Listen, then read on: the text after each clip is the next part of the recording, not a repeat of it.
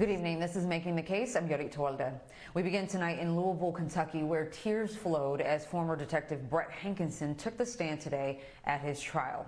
Hankison was one of several officers from the Louisville Metro Police Department that raided Breonna Taylor's apartment pursuant to a no-knock warrant, which ultimately killed the 26-year-old back in March of 2020. None of the officers have been charged in connection with Breonna's death, including Hankison, who's facing charges of endangering Breonna's neighbors by recklessly shooting into their apartment during that raid. Let's bring in my panel of legal experts, trial attorney Natasha Scruggs and criminal defense attorney Tony Thedford. Glad to have you both with me. Listen, let's talk about Hankison on direct examination. Throughout his testimony, he repeatedly paused to regain composure. He wiped his nose and dabbed his eyes as he described feeling helpless because he believed someone inside Breonna's apartment was shooting at them with a rifle. He said after the shooting ended, Breonna's boyfriend, Kenneth Walker, came out with his hands up and said she was dead. Take a listen. What were your feelings about this entire incident? Tragedy.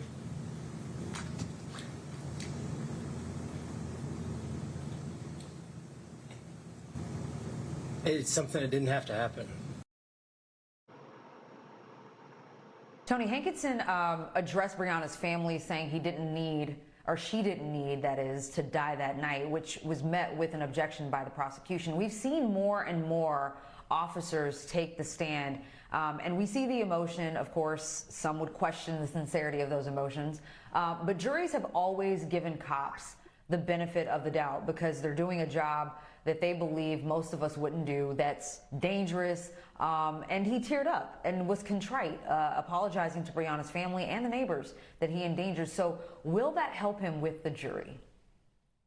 Yes, it will help him with the jury. Understand that the narrative that is playing in America right now is, bad cop, poor citizen from their standpoint. And so because officers historically were never charged and were never in these situations, they've been trying to figure out how they can present themselves in the way that makes them sympathetic. And officers tend to get the benefit of the doubt, as you just indicated. You add some tears to that mix and a little bit of emotion and some humanity, it could go a long way for this officer. So I think it's a great idea, frankly, whether it's fake or whether it's real, that he show emotion on that witness stand and that he offer an apology for something that was obviously wrong.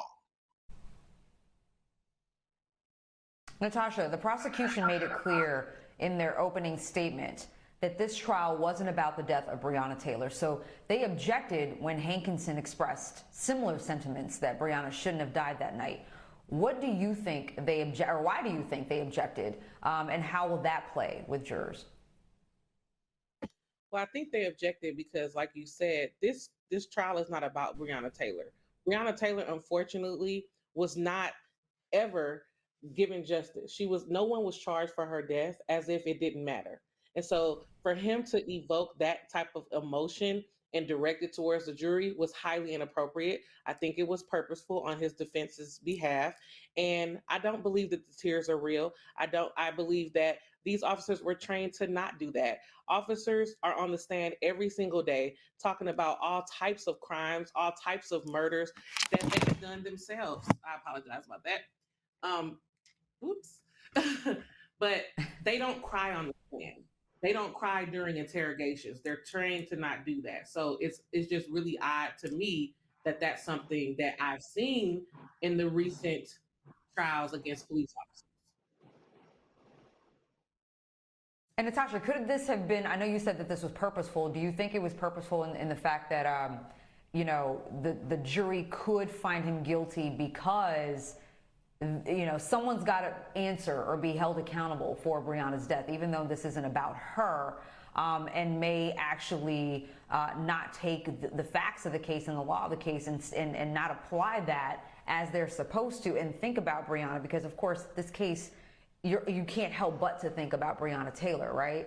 And so do you think that him showing some contrite and addressing the family of Breonna was purposeful in that manner for that reason? I think that him addressing her family, like I said, is highly inappropriate while he's on the stand. He has been on the stand multiple times as an officer, as all officers. He has been trained by their team, by his legal team. And I think that it is on purpose, but I don't think it's for a good purpose.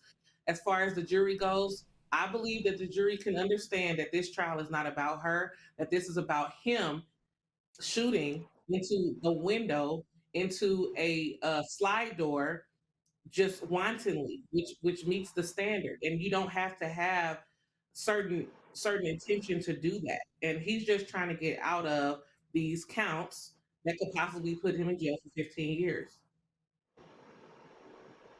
Yeah, I definitely think that officers are trained not to show a lot of emotion during testifying or when they testify, but at the same time, this is probably the first time he's ever been the actual defendant. So I believe the tears were real. I just don't believe the reason for which they were brought about, that is. All right, so what did you guys make of Hankison's testimony where he told jurors that Kenneth Walker, Breonna's boyfriend, told him at the scene that Breonna was the one who shot at the officer, John Mattingly?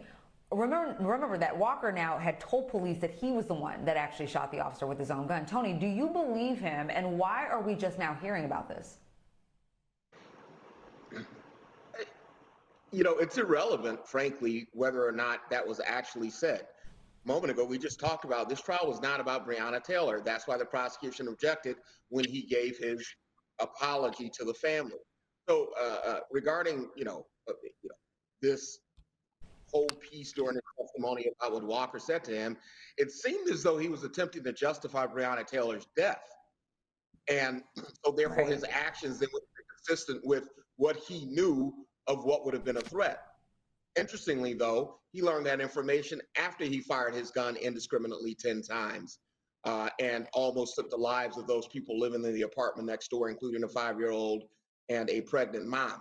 So it seemed to me completely displaced and completely inconsistent with his purpose for being there to raise this issue as if somehow it justifies the unfettered violence that took place in that apartment on that night.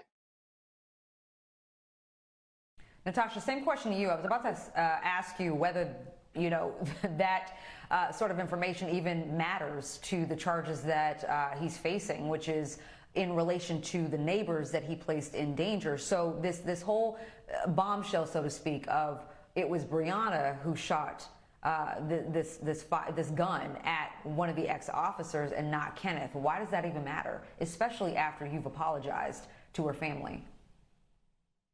Well, I think because he understands that reasonable doubt must be in place for him to get off on these charges. And if you're throwing in facts, facts that are new, facts that are inconsistent with what has been known, and things that can confuse the jury, it could help your case. Like I said, I believe that his testimony was very calculated. Even the way that he was describing the events, it seemed like he was remembering what he was supposed to say. It did not seem genuine at all. And I don't think that it will hold any weight in his case because the focus is him deciding to shoot into these apartments. And then he was kind of acting like he didn't know that there were other apartments behind it during that testimony as well. So he was just playing dumb and he's trying to distract the jury at this point. All right, let's quickly talk about the state's case. Overall, the prosecution called 26 witnesses, including the couple who lived in the apartment where Hankison's bullets landed. During cross-examination, the prosecution spent a lot of time focusing on where Hankison was when the shooting started and why he moved away or retreated from the apartment door to the sidewalk. Tony, do we think that the prosecution made its case? Now, remember, the defense ended their case on asking Hankison, is there anything you did wrong? He said, absolutely not. They asked, why did you do what you did? And he responded, to protect myself and my fellow officers. That typically is all an officer ever needs to say to get an acquittal. Your thoughts? Right. And that's why I think he's going to get an acquittal here in this case. I usually don't like to predict, particularly before closing arguments are had. But the way this thing lines up, no one's arguing that he intended to do anything. And I think that's the distinction here between cases like the cases that we've seen, the trials in Minneapolis regarding the officers involved in the death of George Floyd. Here, he doesn't have to have intent.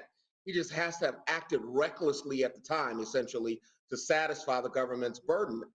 And here it's arguable that because there was shooting, uh, maybe he was reasonable in acting the way that he did, even though he was wrong.